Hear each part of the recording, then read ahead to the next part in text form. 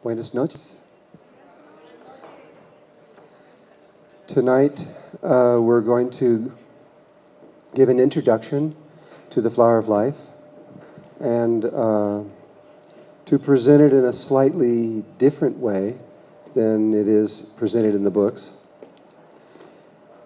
Also to talk about the relationship the Flower of Life has to sacred geometry and to a few other related subjects like crop circles and ETs and a lot of other things associated with it.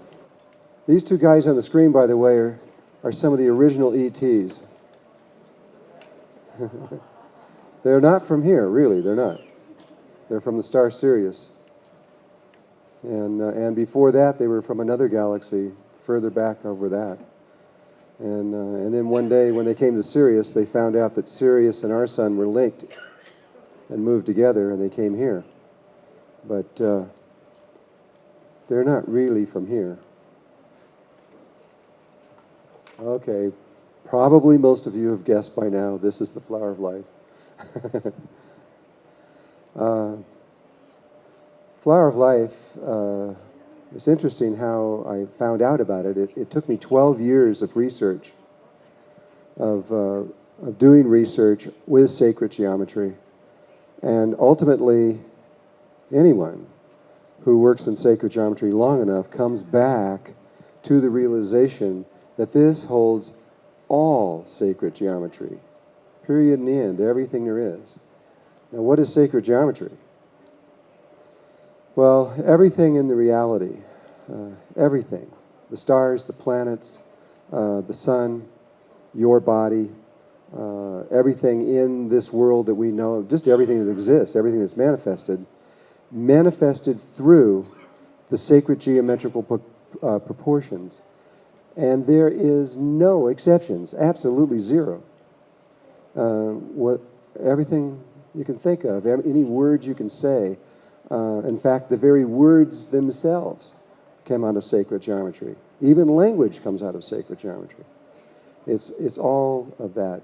Even things that you would never guess, like emotions and feelings. It was Manfred Klein and Dan Winter in the United States who figured out that emotions were related to sacred geometry.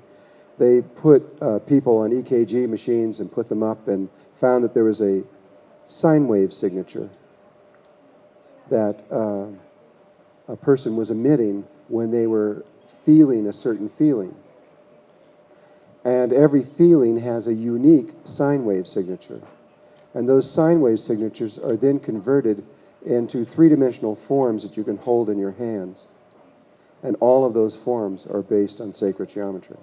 So there's a thing, a three-dimensional polyhedron you can hold in your hand that represents love, and another one that represents the opposite, say hate.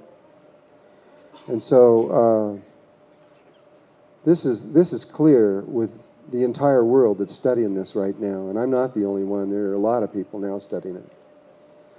But there was a time, even though this is new to the world right now, it's new because it hasn't been remembered in a long time. There were only a few people. Rudolf Steiner started to remember this, and people like Buckminster Fuller started to understand it, though he only understood it to a certain level. He didn't really fully get it. And then people like Robert Lawler really got it, and Keith Kirchlow definitely got it. And these people started talking about it, but most of the world didn't have any idea what they were talking about. But long ago, 6,000 years ago, all the way up until roughly right after the Greek Empire in ancient Greece, this was known everywhere, all over the world. The Flower of Life was like Elvis Presley. I mean, everybody knew it. And I'm just going to show you a few places just so you can understand that this truly was everywhere, all over the world. There's different things in here. This is called the Flower of Life. There are 19 circles, if you counted them, in here, and they're surrounded by two circles. Those outer two circles are not just for looks. They're extremely important in all of this. And inside the middle of here, there's this middle one where you see these 6 petals, and then outside of that there are 6 more that move around that, if you could see that. It's hard to see, but you'll see it in a minute. That's called the seed of life. And these are not words I'm making up. These are the actual words that were used in ancient times to describe this. I think they called it the flower of life because it looks like a flower and because it is the laws and proportions for everything alive and even not alive. Everything that's manifested. So the first thing I'm going to do is just show you places around the world where this was found in ancient times. The Essenes, 500 BC. This was their first city that they built after they came out of Egypt. And in the very center of this complex, these are ancient ruins here. This is at Masada. They had a church. And in the center of that church, it was their most important building. And though it's really hard to see in the slide, and if you pull it up close and look at it, you can see it. But right here, this is the floor. And it's not even focused. You got to do, okay, trust me. This was a big square at one time, and squares that came in right here, which you could see the outer ends of it that was still left on the floor, was the flower of life. It's very clear if you're there. I've had people that were there and took really good photographs of it. And so the flower of life was actually a central motif in the Essene community. This comes right out of the center, like I was showing you before. And you'll see both of these, both the center one and that complex right there in ancient times. This is a mosaic floor out of Greece. It's on the island of Crete. And right there, you can see the central motif out of the flower of life. However, the flower of life is found all over Greece. I don't have all the slides here to show it. In fact, they found something that I just got recently, which is really incredible. It's a monastery in Greece. It's very old. It has a big white wall all the way around it, and it's all white buildings, white inside, white outside.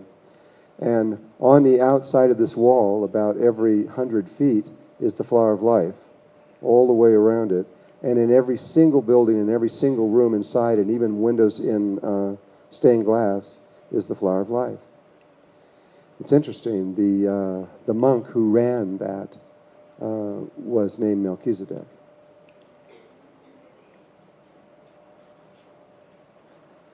This is off of a very, very old chest that came out of Turkey. And here you can see the flower of life motif with the 6 circles moving around it.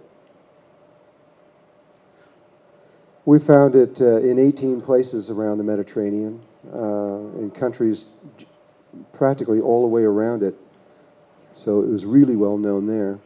This is called the seed of life, which is out of the middle of the flower of life. And this one here is an interesting one. This is a business that we started a long time ago, making organic seeds from 1988. But this pattern in the back is the seed of life. And it was taken from a wooden box that came from Tibet. And the box contained an instrument for planting seeds. But it came from Tibet. This comes out of Ireland. And it's a doorknob. The doorknob went right through there. And this is more complex with all this Gaelic designs and things. But there's a star here and a star coming back. And there's the 13 patterns. And if you've studied the flower of life, you'll know that this is all connected to the flower of life. We found it in England and France. And we found it in Israel, in several places. We found it in Egypt. In fact, the first place we ever found it was in Egypt. It was found on a 6,000-year-old wall in Egypt, though I believe that even though the wall was 6,000 years old, that the flower of life was not done 6,000 years before, but was done by the Coptics in 500 BC, about the same time as the Essenes. The Coptics and the Essenes were working together. And here's another man we're all familiar with, Leonardo da Vinci, out of the Italian Renaissance. He definitely knew about the flower of life, though the people who have studied Leonardo da Vinci and have spent their lifetime trying to understand his work do not understand this. In fact, it was found in a book of things that they threw away because they didn't know what it was. But this is Leonardo's drawing, showing where he's got the flower of life pattern expanded inside of here. And Leonardo spent a great deal of time looking at all the little angles that were inside the flower of life, making each possible way and relationship that he could find out of this. And he made pages of these, studying the flower of life in great detail. But of course, he was a Mason, and the Masons were intimately connected with the flower of life, and that proof is beautiful, though I can't show it to you here. The Masons, whenever they built a temple, in fact, all the churches that were built in Europe in the earlier days, when they removed the cornerstone out of it, on the back were the signatures of all the Masons and the architects who built that. They were very strange-looking things. They were like a circle with a line going across, or a line like this, and then a line coming over like they were. You just look at them and you go, what's that?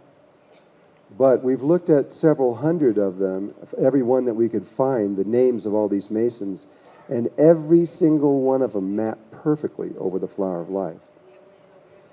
So obviously, they also knew about it, and so do all the zodiacal signs that are in astrology, mapped perfectly over the flower of life, and so do the ruins. You know, the ruins, the ones that you throw to get the thing, where they came from. Anybody know? Is Sweden or Norway or somewhere up in there? All the ruins mapped perfectly over the flower of life. So they were using that as their key also.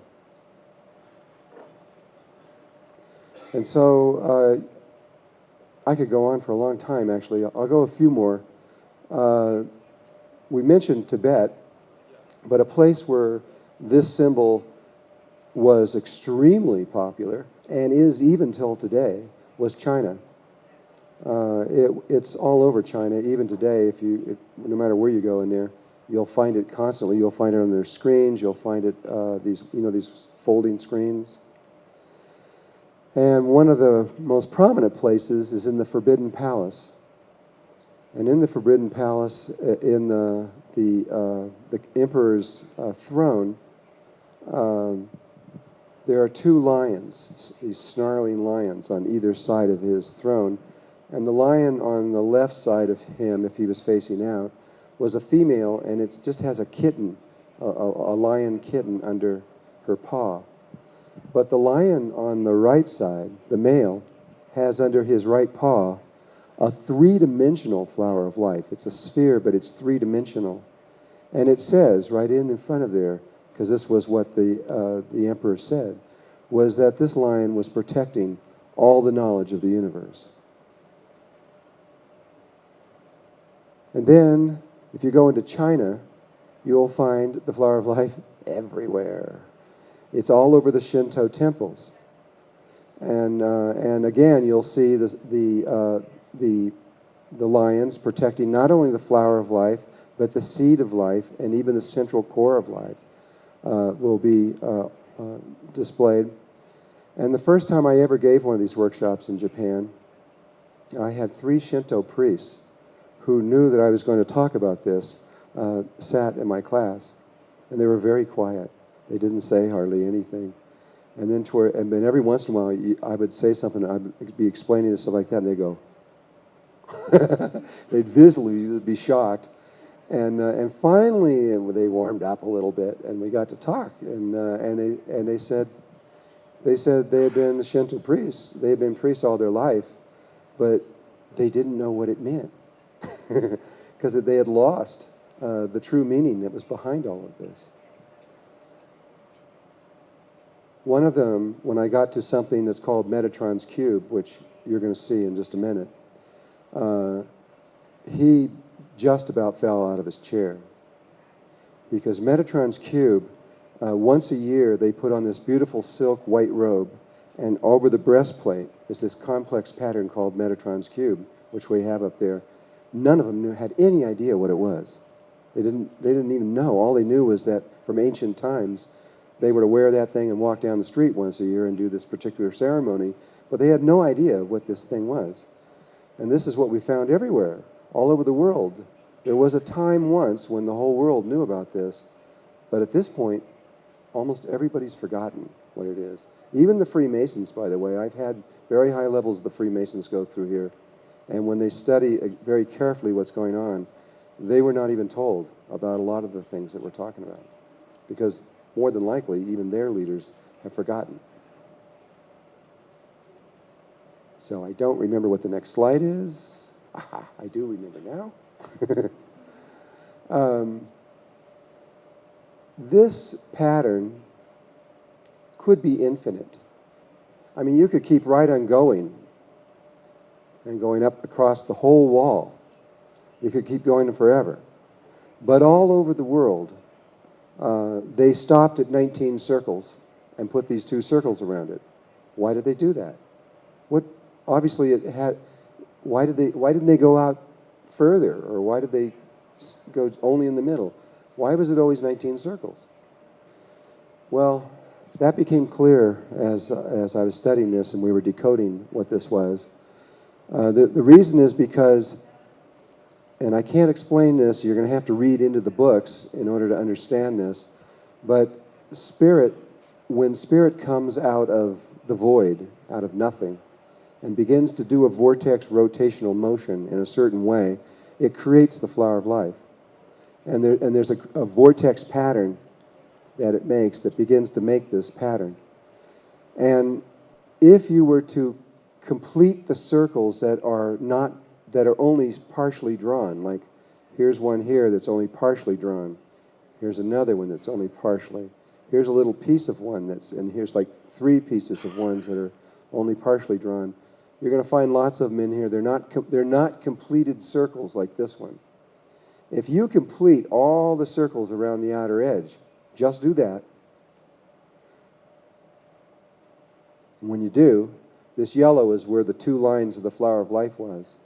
And these blue ones are the completed flower of life pieces that were missing. You do that. And then the innermost points, which we talk about in the book, are here, there, there, there, there, and there. That's where the next rotational vortex is. And so when you do it, you make the next vortex, you get another sphere at each one of those places, and they link through and form this pattern of 13 circles. In other words, they didn't want you to see this pattern of 13 circles because it was too sacred. In the ancient world, that pattern could not be displayed publicly. They would kill you if you did it. I would be killed for showing you this if this was 3,000 years ago, because it was too sacred for just the average person to know. So if you extract it out, you get this, leaving out all the rest of it, and you have these 13 circles. This was called the fruit of life to the ancients. And it has 13 systems of knowledge in there. And the reason it's called the fruit, because it fills in all the details of the reality, of this reality we live in. All the tiny details are all established and created through this one single pattern. Now, there are a lot of other things that happen coming to this pattern that we haven't talked about. And that you can pick up in the books if you read them. But I just want to talk about this one pattern for a little bit. In sacred geometry, a straight line is considered male. There's total consensus in the world on this from all people that I'm aware of that are studying in sacred geometry. But any curved line that's not straight, no matter what the curve is, it's female. I mean, you can just look at male and female bodies and see that the male body is straighter and the female body is curvier.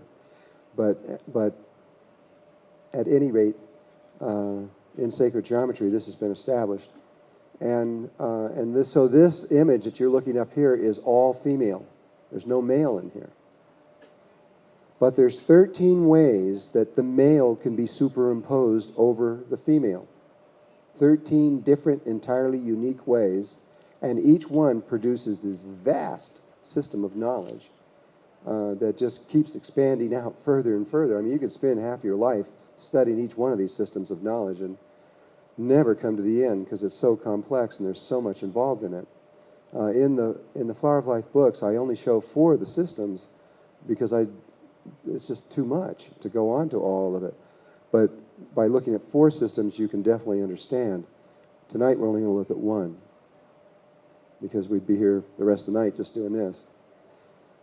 The simplest, most obvious way to link male lines, straight lines over the female curved lines is simply by connecting all the centers together, the centers of these circles. In other words, to connect this center to that center, you draw a straight line through there. But this center here would be another line. This center would run that way, up that way. This one would run from here over to there. And you just do all possibilities of every possible way that straight lines can move over there, and you get this. And if you could focus it a little bit. And this is called Metatron's cube. This is what was on the Shinto's priest, on the breastplate of the Shinto's priest, where the guy just practically fell out of his chair when I showed him this, because to them it was one of the most sacred images in existence. And so you could just say, well, so what? What is it? It's just a bunch of lines, you know? I mean, it doesn't mean anything, does it?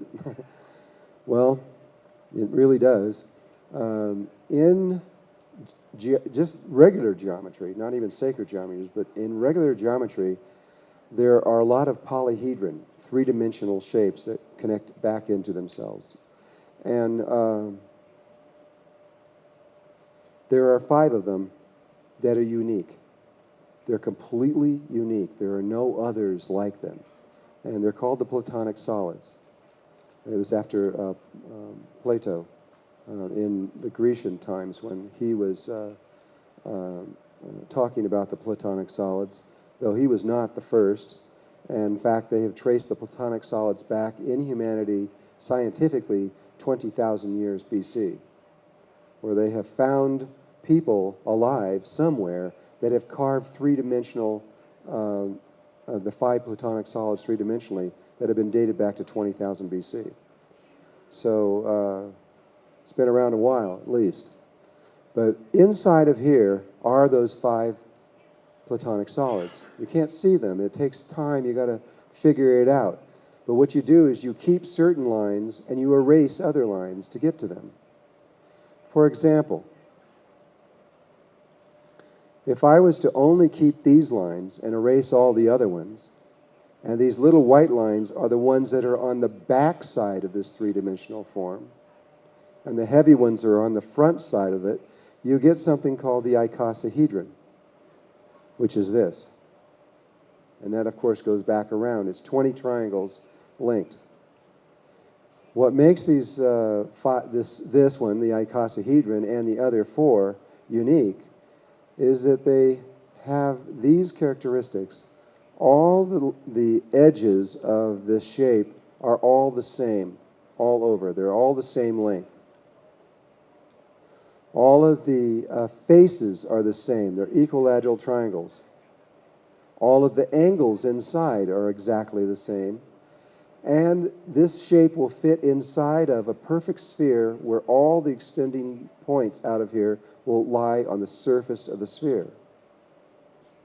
Believe me, they have taken computers and had these computers run day and night for months and months and months trying to find a 6th Platonic solid. No one's ever found one.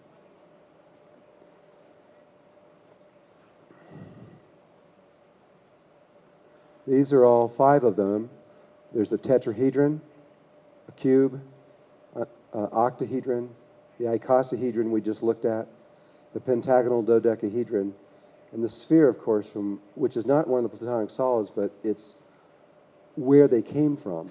The sphere is what contains them, because all the points of these things are sitting on the surface of this sphere invisibly. So the female, which is pure female, gave birth to these 5 different male forms. They're male because they have nothing but straight lines in them. Understand? So what are the Platonic solids? Well, any engineer that goes to college has to learn about these, because they are the forms that determine structure. Like if you're building a bridge or anything else like that, you have to know stress and everything else like that. And they're all based back under these 5 shapes. Structure is the primary key of them.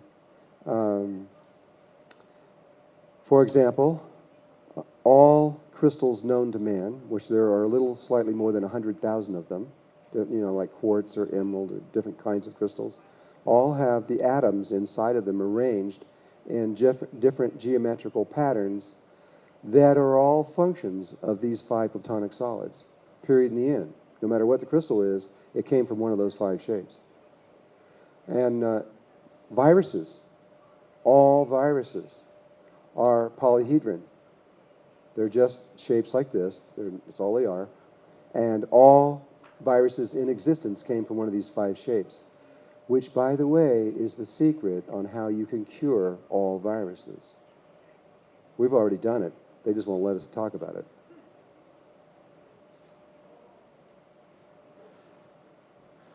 Somebody will do it. Once you figure that out, it's not too far behind. You can eliminate any virus by knowing how this works.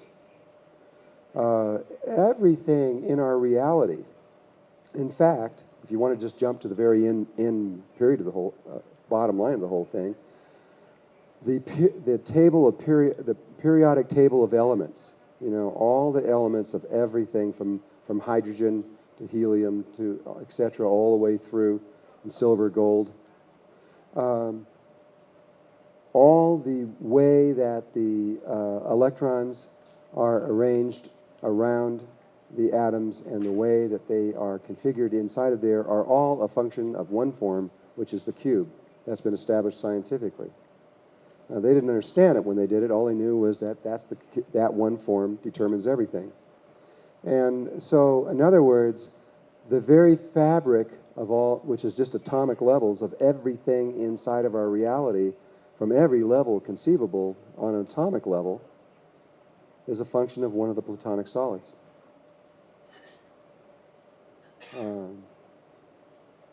You can go deeper and deeper and deeper into this, and the more you study it, the more outrageous it is, the more you begin to realize that everything is a function. But this is just the structural pattern.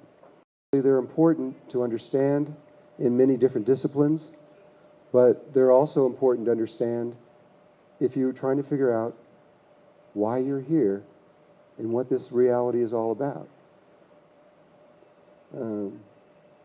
And yet, this is only one system out of 13. So there are 12 more extraordinary systems of knowledge, not based on this, that go into other levels of our existence. There's even a system of knowledge that determines consciousness itself. When consciousness, the very levels of where consciousness is harmonic and is able to interpret the one reality that exists. There is only one reality. There just is whatever there is. But there are many, many, many ways, at least 100,000 ways that Melchizedecs have determined that you can interpret that one reality. And all of those are based on sacred geometry. You can actually measure. If you went to a planet that you never saw before and you got some weird looking ET, and you could just lay them out and measure them and figure them all out and find out which one of these forms he came out of, his structural form and things like that. And you can do certain things to determine, and you can find out exactly, without ever even talking to them, how they're interpreting the one reality, how they're seeing it.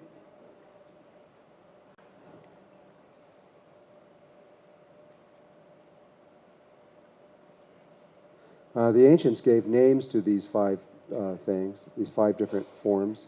The tetrahedron was called fire. The cube was called earth. The octahedron was called air. The icosahedron was water. And the pentagonal dodecahedron was ether or prana, life force energy or chi. And these five, the combination of these five forms created a discipline called alchemy, where the understanding of the blending of fire, earth, air, water, and ether were what created everything and were the basis of creation itself. Another basis of creation itself is the DNA molecule. The DNA molecule is what contains the knowledge of, say, how your body is created. However, I believe that it's a little bit further along than that it actually contains the knowledge of how to create the entire universe. But it has at least that much of how to create your body. But all the physical forms, biological forms on the earth are all based on DNA. And that, the DNA molecule, is based only on these two forms. Now, there is a way, the original way was that they saw it as a cube that was rotating at 72-degree angles. That was one of the first ways. And then later, other scientists discovered that, well, okay, you could see it that way, but a better way is seeing it with these two forms here.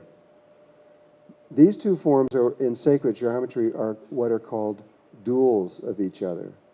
They're duals because if you take the centers of the pentagonal dodecahedron and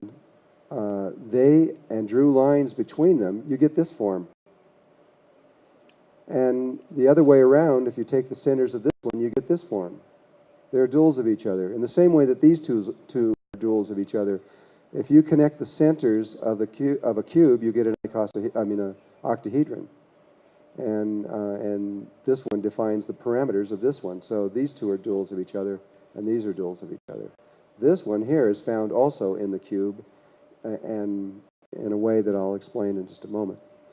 So this is your DNA, and what it is the DNA is just the icosahedron creates the dodeca, and then the dodeca creates the icosa again, which creates the dodeca again, which creates the opposite again. And it begins to turn, and it makes the two strands of the DNA. And a little detail that's interesting that they've discovered just recently in the last couple of years, you know, in all your biological books, you usually see a DNA molecule sort of coming from nowhere and going nowhere. They just sort of start and twist and stops, and like it goes on forever. That's not true. They've thrown that out in the last couple of years, and it's been proven by other universities, though it's not in the textbooks yet, unless you got a brand new textbook. But the DNA molecule wraps back on itself and completes itself, and you can see how it does it, because one end is this and one end is that, and they lock, like a little lock, and they form a circle, and what it really is what's called a torus, or a toroidal field. It's like a donut. It wraps back around. And the torus, or the donut, shape is the most unique shape in existence. It can do things that no other shape in existence can do, and it's the first shape that comes out of the flower of life. I didn't talk about all of that, but it is the most primal shape in existence. And so that's what these two things do, is create that. This is very interesting because this is water, and that's prana. Water and life force energy is the pattern that creates the DNA. You can think about that for a few weeks. Just alone, at least I did. Okay. Now, with that basic understanding, we're going to come back here again to Metatron's cube, you know, where we started, where all those different shapes were. And there's one particular shape in here, which is the tetrahedron. But interesting is that when you get the tetrahedron, you don't get the tetrahedron by itself. You get two of them, and they're interlocked in this way. It's called a star tetrahedron. So if you were to take this line keep that one, and keep this one. Keep the ones that go into the middle. Keep this one here that forms another triangle there. Keep another one that comes down, forms another triangle there. There's a series of them. You'll see them in a minute. Erase all the rest of them. You get this. And at first glance, it doesn't look like anything. Definitely doesn't look like anything three-dimensional. But if you were to shade it in a certain kind of way, it becomes clear. And what that is called a star tetrahedron. And it's also inscribed inside of a sphere. This will fit perfectly inside of a sphere. A star tetrahedron inside of a sphere is one of the most primal shapes and important shapes that I could possibly give to you up here. It's more important even than the DNA. And I'm just going to follow down that one road. I mean, and every one of these shapes relative to sacred geometry, you could spend at least a week just going on and on and on about all the different ways that it goes into the reality on every single one of them. And we don't have that kind of time, so I'm only going to go just a little bit here. But now this blue one goes back out the other way, forming a three-dimensional pyramid going out the other way, out the back end. Okay, what is this? What does it mean? Well, one of the ways that the star tetrahedron inscribed in the sphere is important to life, one of them that we're going to talk about right now, is that it is the basis of all biological life forms. All of them, without exception. I don't care if you're on this planet or if you're in anywhere else, and you're some ET and you look really strange and weird, you still are going to go through the same things I'm about to talk about. Because there's only one God, there's only one sacred geometry, there's only one reality, and it's all the same no matter where you go. That's the purpose of why we're doing this, because we are interpreting the one reality from an instrument that is polarized, our brain. It's got a left and a right side, and it sees everything as either good or bad. And once the brain sees absolutely for certain that there is only one function, one thought moving through everything, it does this funny thing to the what's called corpus callosum that links the left and the right side together. It begins to open it up, and the two sides begin to balance, and enlightenment begins. Enlightenment means moving out of duality consciousness into unity consciousness, where you begin to see the unity of all life everywhere. You begin to realize that every one of us are linked in ways that the world right now has forgotten. And so, let's look at conception. Conception begins with a round sphere, the first one at the top of that pattern we showed before, the pure female energy of the round sphere called an ovum. We all began as a sphere, each one of us. Probably don't remember, but we did. And then through something called mitosis, we divided from one sphere into two. And this is an electron microscope photograph of the real thing, where we divided from 1 to 2. Then when we go from 2 to 4, using the binary sequence, it goes 1, 2, 4, 8, 16, 32, 64, which is one of the sequences of life. There's another really important one called the Fibonacci sequence, which we'll just lightly touch on later. It goes from 2 to 4, but when it goes to 4, it isn't just any 4, any old way. It isn't just 4 cells kind of floating around in a fluid. This is an actual photograph. Forget this one because it's beginning to go to the next level. But there's one here, one here, one here, and back here you can see the fourth one, same size. And if you drew a line between there and there and there, and then over to this one in the back, you get a tetrahedron. And it looks like this. The 4 cells are like that, and they're aligned down the north and south axis. There is a north pole and a south pole to mitosis, division of the ovum. And it forms this pattern right here. But then when it goes from 4 to 8, it forms another star tetrahedron facing this way. Like this. There's one linked in coming down here, and one linked